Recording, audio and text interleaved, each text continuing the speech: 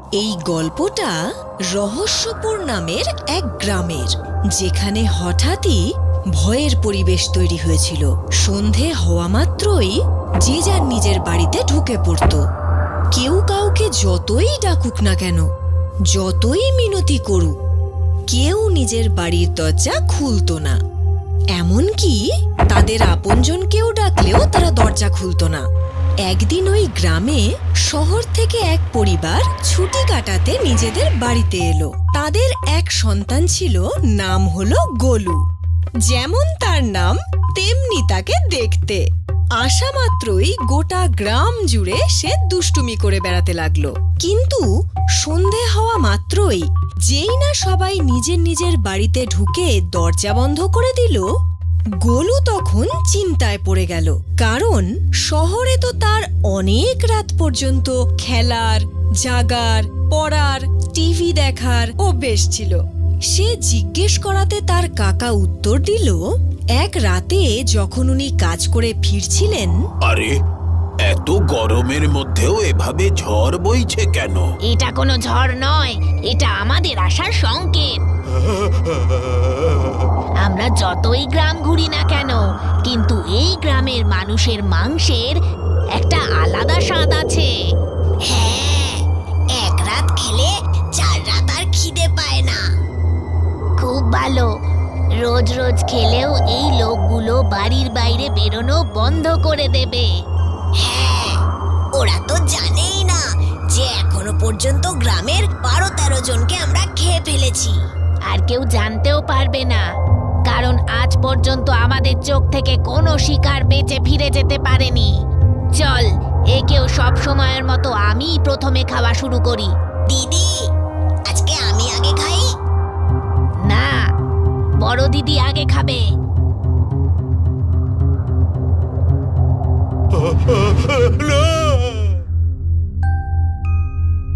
কাকার এই কথা শুনে কাকা এবং গ্রামবাসীদের ওপর গোলুর খুব মায়া হলো। এভাবে কি করে চলতে পারে যে মানুষ রাতে বাইরেই বেরোবে না? তাহলে রাতে বাগানে আম পড়লে কে নিয়ে আসবে? মহুয়া কে আনতে যাবে? চাষের জমি কে দেখাশুনো করবে? এইভাবে চলতে থাকলে একদিন পুরো গ্রাম শেষ হয়ে যাবে। তার কথা শুনে কাকা এবং গ্রামবাসীরা বাধ্য হয়ে বলে যে সেটা তো ঠিকই, কিন্তু কি করা যায়? কিন্তু গোলু 2 রাত ঘুমোতে পারল না, আর বারবার তার কাকার বলা কথাগুলো মনে করতে লাগলো, আর কি উপায় বের করা যায় ভাবতে লাগলো। আর এক রাতে কিছু একটা ভেবে ও চুপি চুপি বাড়ি থেকে বেরিয়ে পড়ল। এদিকে ওকে বাড়িতে দেখতে না পেয়ে কাকা এবং পরিবারের বাকি সবাই চিন্তায় পড়ল যে মাঝরাতে গোলু হঠাৎ কোথায় গেল। বাহ, অনেকদিন পরে এক ছোট্ট নরম তুলতুলে মানুষ সামনে এলো। হ্যাঁ, আজকের রাতে উৎসব হবে গো দিদি।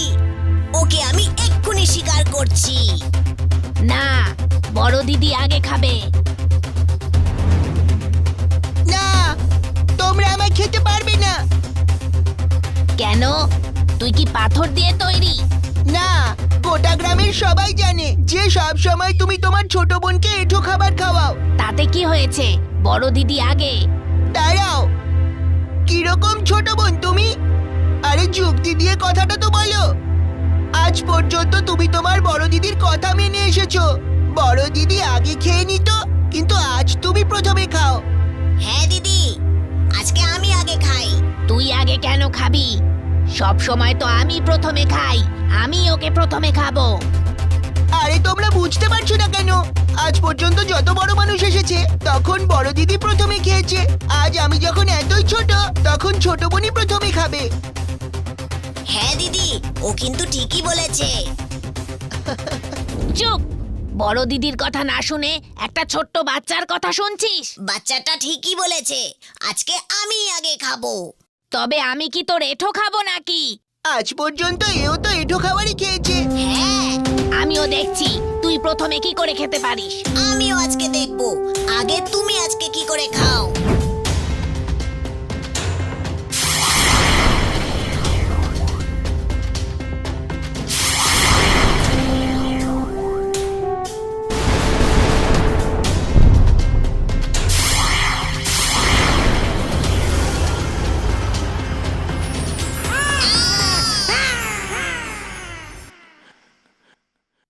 আরে আমাদের ডাইনির জীবন এই দাঁত আর নখের ওপরেই তো বেঁচে আছে। এখন এসব যদি না থাকে আমরা বাঁচবো কি করে? এবারে আমাদের জীবনের সমাপ্তি নিশ্চিত।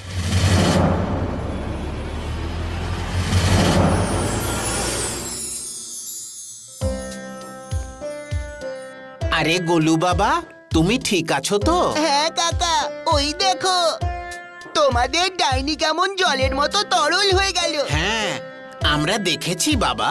তুমি এটা করলে কিভাবে? কাকা, প্রত্যেকটা সমস্যার সমাধান সেই সমস্যার লোকেদের চরিত্রের মধ্যেই লুকিয়ে থাকে। তুমি বলেছিলে যে দুজন ডাইনির মধ্যে কে প্রথমে খাবে সেই কথা হয়েছিল, আর বড় দিদি প্রথমে খেয়ে নেয়। আমি বুঝতে পেরেছিলাম ও সব সময় প্রথমে খাবার কথাই বলে থাকে হয়তো, আর ছোট বোনের ইচ্ছা কখনোই পূরণ হয় না। ব্যাস, আমি ওদের দুজনের দুর্বলতাই কাজে লাগিয়ে দিলাম। এই শুনে গোলুর কাকাই শুধু নয়, সব গ্রামবাসীরা খুশি হয়ে গেল। অবশেষে আজকে গোলুর জন্য দুই ভয়ঙ্কর ডাইনির হাত থেকে তারা মুক্তি পেল।